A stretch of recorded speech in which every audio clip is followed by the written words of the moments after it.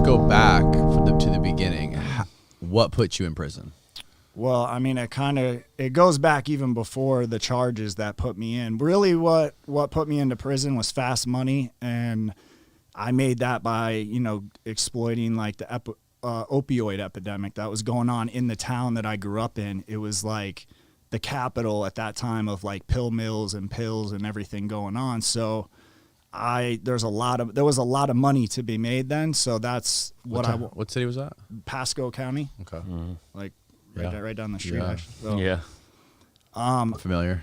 I was selling weed. I was in high school. I was hanging out with my best friend, and we were trying to make money selling weed and doing just, like kid stuff, I guess, in high school. And so we're doing that. And his dad one day came up to us and was like, "Why are you guys selling weed? There's no money in that. Y'all should be doing this." And he told us the whole scam about going to the doctor, telling him you have anxiety, lower back pain. And there just happened to be a doctor in the county that I grew up in. He had an office in Newport Richey and in Hudson, that was part of his scam. So at that time, I didn't have parents, so I was on Medicaid, and I would go to his office and they would, charge my Medicaid on like Monday on the 1st. And then on the 15th, I would go to his other office and do the same thing, which you're not supposed to be able to do that. And he didn't care because my friend's dad hooked it up with this doctor that we would just give him $500 and he would write us 5 scripts of 100 pills of our choice, as long as they weren't like, fentanyl and shit like that. But they were oxycodone is really what we wanted. And this guy, so a friend of yours introduced you to this doctor, and this doctor knew that you guys were getting these scripts from him to sell on the street? Yeah, bro. He knew everything. And it was my friend's dad. He was like in a biker gang, and all his like buddies were doing this. So that's how we got turned on to the doctor, because he was like, "Y'all need to go here on Trouble Creek at 19. This is what you say." And he acted like it was nothing, bro. It was like just sitting down with somebody, and then the next thing you know, they're like, "Okay." And you're like Xanax, Oxy, and you're just naming off what you want. So where that went bad, that kid that his dad introduced us, his name was Joe. And one day we had all this money and we were like, "Bro, let's throw a hotel party in Clearwater." So he's like, yeah. So we're like getting ready for this party, and we had gotten scripts from that doctor, and everyone was asking for like oxycontin. And that really wasn't a thing yet, but the hardcore like pill users knew about it because that's what got them, the most high. So we get oxycontin 80s, and we didn't know at the time how it worked with them, like the codeine, it's time release. So we didn't know anything about that because we were young.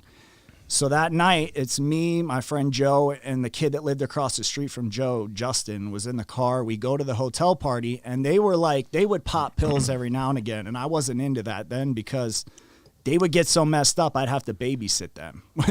So I was like, man, I don't like this shit. So we end up going to the hotel party. They both ate an 80, right? And then like 2 hours had gone by, we're at the party.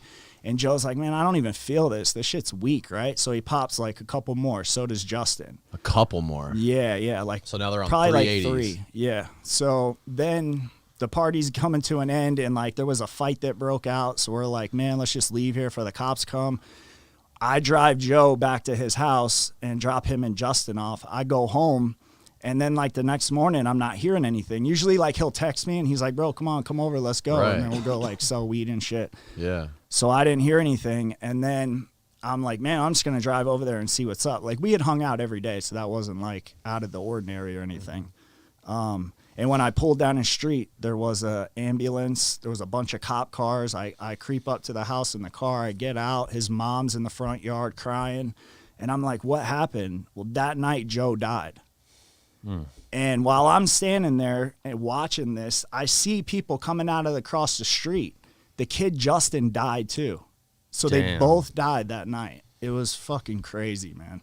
Damn. Fucking A, bro. And you would think with me seeing that, like, I would be like, this life isn't for me. You know what I mean? Like, I don't know what it was about me, man. I guess I was just like attracted to the chaos and like the violence and all the shit that came with it. So I didn't stop at that point. Like I just kept going, doing what we were doing.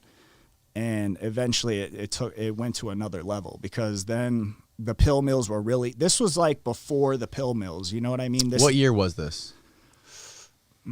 Like 2001, bro. Like Okay. 10 years of my life is like a blur, honestly. So Really? I'm pretty bad. Yeah, I'm pretty bad with like dates and stuff. Yeah. But this was before the pill mills really hit like Tampa and you were hearing about it. You know what I mean? It was probably like a year before it really hit, and then there was like a problem because they were, there were so many people. There were 7 Floridians dying a day due to opioid, overdose. Right.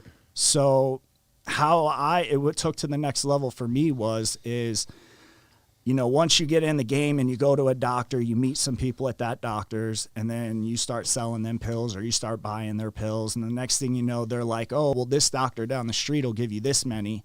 And there was no Florida database in effect. So I could literally go to like 6 doctors in one day. As long as the time was there for me to do it, like within an 8-hour period in the day, I was sitting in a doctor's office, because I was just like going to multiple doctors. And then when you meet those people and you're in that game, there's a lot of people that get their pills on the 1st and do them all. So then they don't have any to get through from like the 10th to the 30th. So then that's when they would call me and be like, hey, bro, I don't got anything. I'm going to be sick. Can I get this many for this many back when I get my shit filled? So if I give him 100 pills that are, let's just say $10 a piece, $1,000. Then when he goes to the doctor, he gives me 200 back. So it's 1 for 2, the deal, right? Right.